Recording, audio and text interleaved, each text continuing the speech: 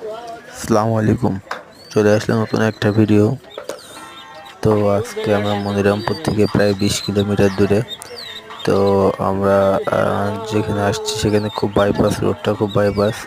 তো জানেন যে আমি প্রতি সপ্তাহে 3-4টা দিন বাইরে যাই। তো আজকে আসছি আমরা এক গ্রামের ভিতরে এক জায়গায় মাল নিতে। তো দেখেন, যেমন সোনার বাংলাদেশ, তেমন সোনার ফসলগুলো যেমন দেখতে কেমন লাগছে।